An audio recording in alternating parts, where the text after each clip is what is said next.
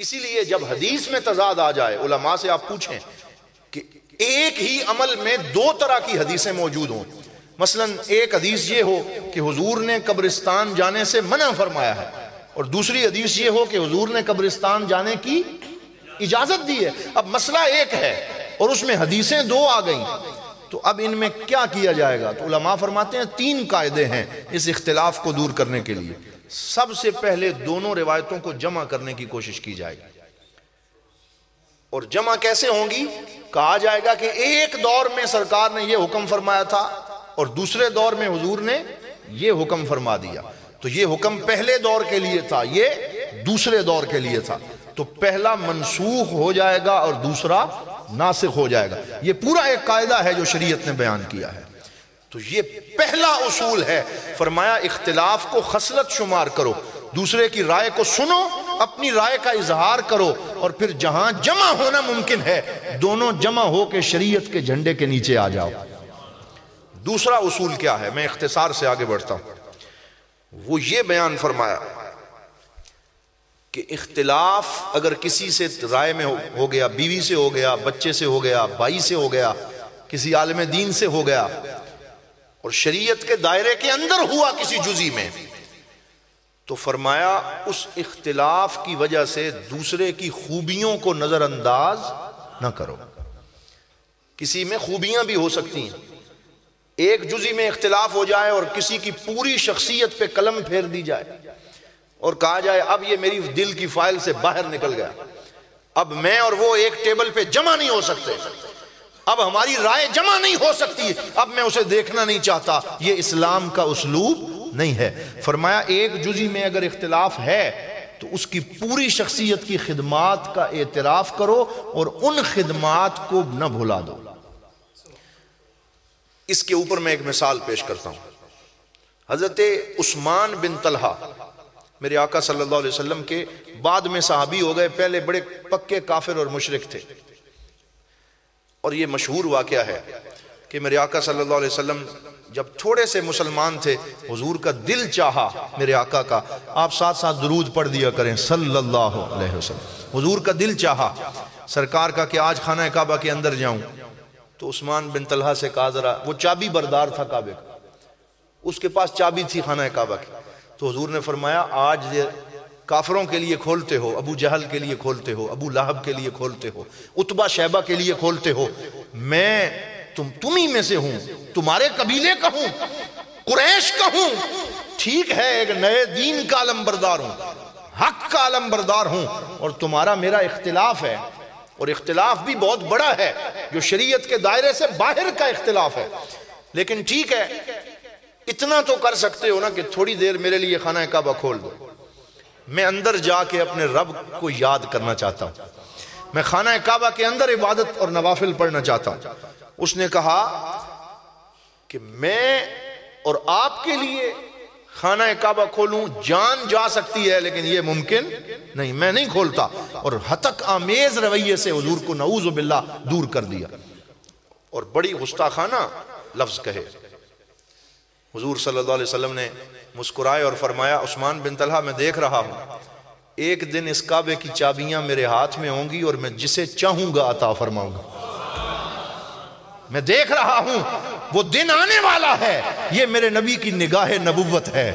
یہ حضور کی شان ہے، یہ میرے آقا صلی اللہ علیہ وسلم کا مقام ہے کہ وہاں بے سر و سامانی کے عالم میں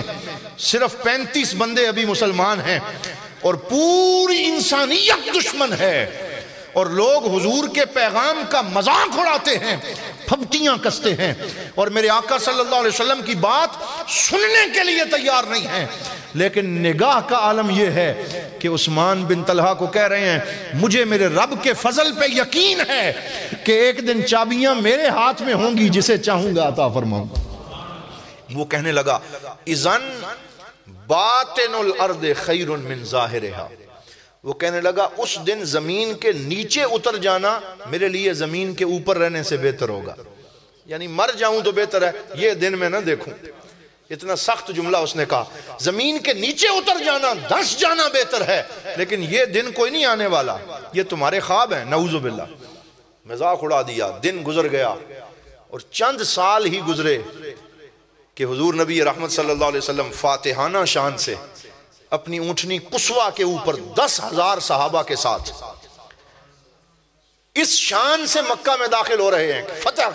فتح کا جھنڈا لے کے، لیکن میرے آقا صلی اللہ علیہ وسلم کا سر مبارک ٹھوڑی کے ساتھ نیچے لگ رہا ہے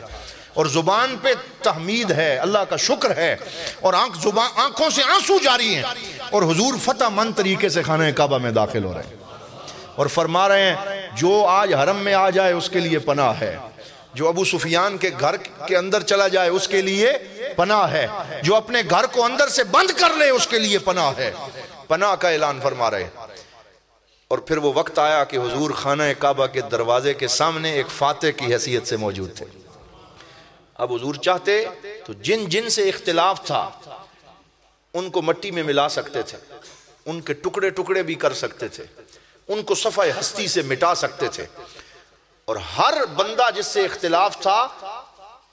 اس کو پرانے دن یاد کروا کے تانے بھی نعوذ باللہ دے سکتے تھے، جو ہم کرتے ہیں کہ ہمیں جس دن تھوڑا سا اختیار مل جائے ہم کہتے ہیں سب سے پہلے تو انہوں نے چنو نہ جنا ساڑھے نال زیادتی کی تھی۔ ہماری سیاست یہی کہتی، انتقام کی سیاست ہے۔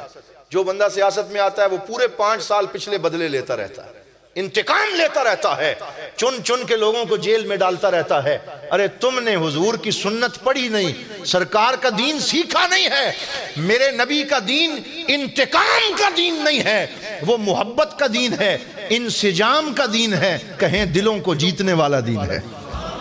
سرکار نے کیا فرمایا؟ اسی خانہ کعبہ کے دروازے پہ آ گئے اور حضور نے فرمایا اینا عثمان ابن طلحہ، یہ عثمان بن طلحہ کدھر ہے ذرا بلاؤ۔ تو کہا گیا وہ ڈر کے اپنے گھر چلا گیا،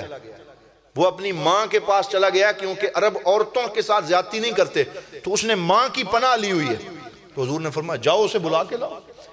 ایک بندہ گیا، اس نے باہر کھڑے ہو کے آوازیں دیتا رہا، اس کی ماں نے کہا نہیں وہ نہیں آئے گا، آج اس کی طبیعت ٹھیک نہیں، آج نہیں آئے گا۔ تو حضرت عمر نے فرمایا حضور آپ ذرا مجھے اجازت فرمائیں نا، میں اسے پکڑ کے لاتا ہوں۔ جلال ہے حضرت عمر کا۔ آپ چلے گئے اور آپ نے جا کے صرف ایک آواز لگائی، ماں ہٹ گئی اور عثمان بن طلحہ سامنے آ گئے، تو ہاتھ سے پکڑا حضور کی بارگاہ میں پیش کیا۔ اب وقت تھا بدلہ لینے کا، انتقام لینے کا، لیکن یہ ہے کہ خوبیوں کا بھی اعتراف کرو، اختلاف رکھو لیکن خوبیوں کا بھی اعتراف کرو۔ سرکار نے فرمایا ٹھیک ہے اختلاف تجھ سے ہے اور تو نے بڑی دشمنی کی ہے اور تو نے اسلام کے ساتھ بڑی مخاصمت کی ہے، لیکن جو خدمت تو نے کعبے کی ہے، جو خانہ کعبہ کے دروازے پہ تو کھڑا رہا ہے، جو خانہ کعبے کی چابیاں تو نے اٹھائی ہیں، تیری اس خدمت کو دیکھتے ہوئے آجا۔ فرمایا اوتی کا مفتاح الکعبۃ خالدتن طالدتن الی یوم القیامہ۔ فرمایا تیرا کس سخی سے پالا پڑا ہے، جا تجھے خانہ کعبہ کی چابی دیتا ہوں اور تجھے نہیں دیتا، فرمایا قیامت تک جا تیری نسلوں کو دیتا ہوں۔ کیا فرمایا؟ قیامت تک میں تیری نسلوں کو دیتا ہوں۔ لا یأخذها منک الا ظالم، فرمایا جو کوئی تجھ سے لینے کی کوشش کرے گا وہ ظالم ہی ہو سکتا ہے، میرا امتی نہیں ہو سکتا۔ یہ حضور کا کرم ہے کہ اس کی خدمات کو ایکنالج کیا، ان کا اعتراف کیا اور کہا ٹھیک ہے اختلاف ہو گیا تھا، اور اللہ رب العزت نے اس کرم کی وجہ سے عثمان بن طلحہ کو ایمان کی دولت سے مالا مال فرما دی۔ وہ حضور کے قدموں میں گر کے مسلمان ہو گیا۔ اتنا کرم، اتنی سخاوت، اور آج تک، آج 1500 سال گزر گئے، آج بھی آپ جا کے پتہ کریں اسی عثمان بن طلحہ کی نسل میں خانہ کعبہ کی چابی چل رہی ہے، آج بھی اسی کی نسل میں ہے، اور